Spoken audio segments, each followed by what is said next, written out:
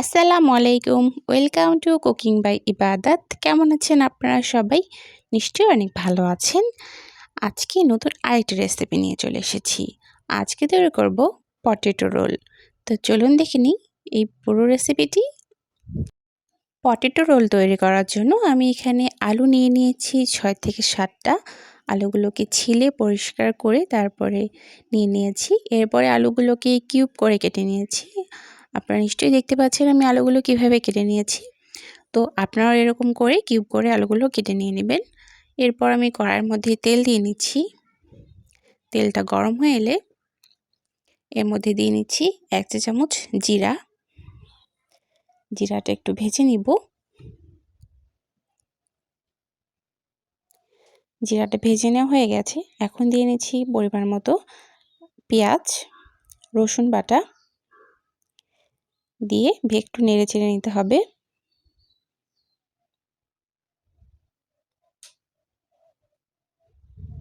পেঁয়াজ আর রসুনটা ভেজে নেওয়া হয়ে গেছে।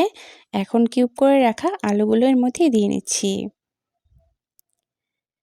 এরপরে একটু নেড়ে চেড়ে নিচ্ছি। এখন বাকি সব উপকরণগুলো দিয়ে নেব। দিয়ে নিচ্ছি পরিমাণ মতো লবণ, হলুদ। সবগুলো উপকরণ দেওয়া হয়ে গেছে। এখন আলুর সাথে ভালো মতো মিশিয়ে নিতে হবে।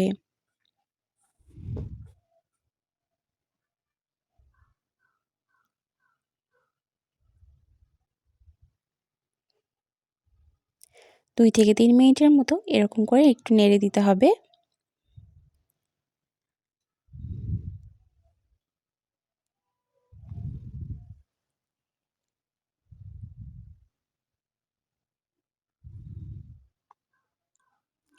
আলুগুলো নেড়ে দেওয়া হয়ে গেছে। আলুগুলো সেদ্ধ হওয়ার জন্য পরিমাণ মতো পানি দিয়ে নিচ্ছি। পানিটা দিয়ে আবার একটু নেড়ে দিয়ে তারপরে ঢাকনা দিয়ে ঢেকে রেখে দেব সিদ্ধ হয়ে না আসা পর্যন্ত।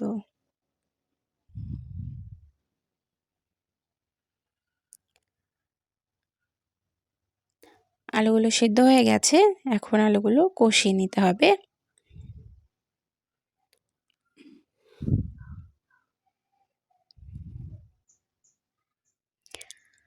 আলুগুলো কষিয়ে নেওয়া হয়ে গেছে। এখন আমি এখানে দিয়ে নিচ্ছি কাঁচা মরিচ। মরিচটা দিয়ে আবার কিছুক্ষণের জন্য নেড়েচেড়ে নিতে হবে। আলুগুলো কষিয়ে নেওয়া হয়ে গেছে। এখন আমি দিয়ে নিচ্ছি ধনেপাতা কুচি। ধনেপাতা কুচিটা দেওয়ার পর 2 মিনিট একটু নেড়ে নেব যাতে সবগুলো ধনেপাতা আলুটার সাথে ভালো মতো মিশে যায়। এরপরে নামিয়ে নেব।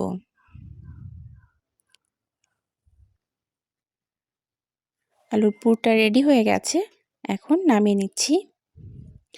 নামিয়ে এটা সাইডে রেখে ঠান্ডা হওয়ার জন্য রেখে দিব।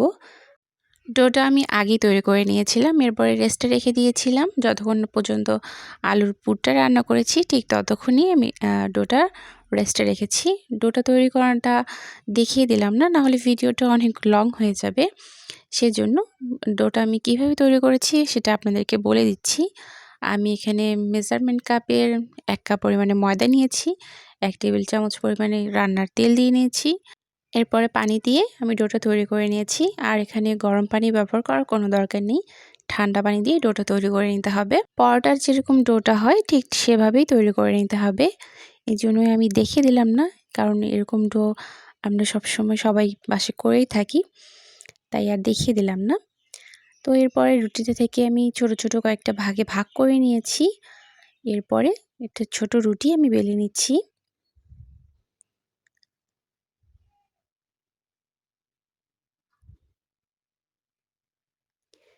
রুটিটা গোল না করে একটু লম্বা করে নিতে হবে, তাহলে এই পটেটো রোলটা দেখতেও ভালো লাগবে।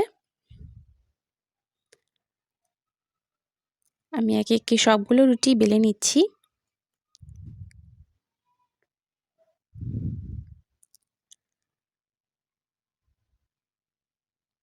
আমার সবগুলো রুটি বেলে নেওয়া হয়ে গেছে। এখন আলুর পুরটা আমি এই রুটিটার মধ্যেই দিয়ে নিব।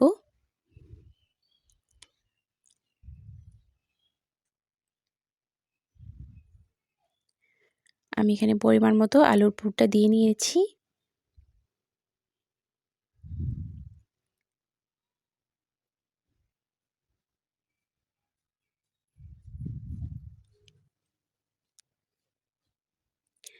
এরপর সাইড থেকে একটু পানি দিয়ে নিচ্ছি।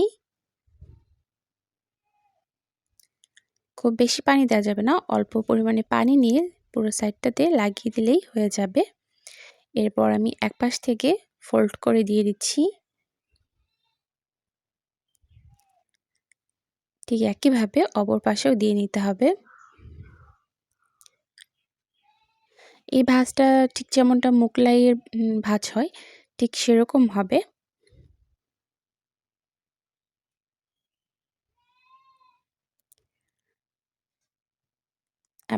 ভিডিওটি একটু মনোযোগ দিয়ে দেখলেই আপনারা এই নাস্তাটা তৈরি করতে পারবেন। একটা তৈরি হয়ে গেছে। এখন আমি হাত দিয়ে একটু চাপ দিয়ে দিয়ে একটু লম্বাটে শেপ দিয়ে নিব।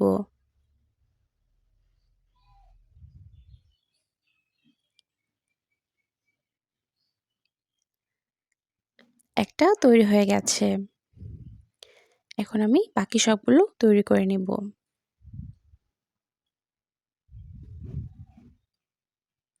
আপনাদের দেখার সুবিধার্থে আমি আরেকটা আপনাদেরকে দেখিয়ে দিচ্ছি।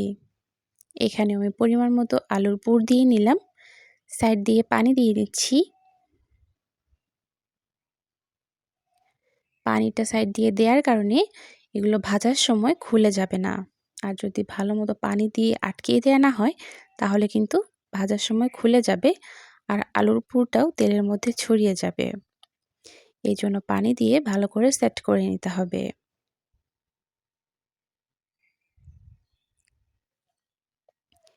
এটাও তৈরি হয়ে গেছে। এটাকেও আমি হাত দিয়ে একটু চাপ দিয়ে লম্বাটে শেপ করে নিচ্ছি যাতে দেখতে সুন্দর লাগে সেজন্য। এইভাবে একে একে আমি সবগুলো রোল তৈরি করে নিয়েছি। এখন আমি ভেজে নিব।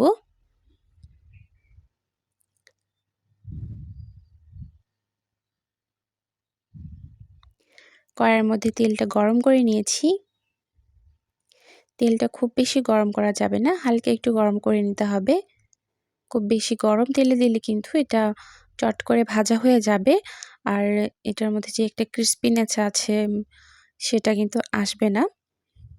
তাই হালকা গরম তেলের মধ্যে দিয়ে নিতে হবে।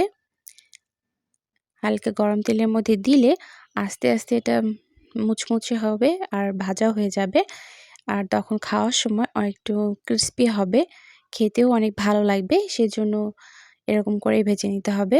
তো এক পাশটা হয়ে গেছে, আমি আরেক পাশে উল্টিয়ে নিচ্ছি।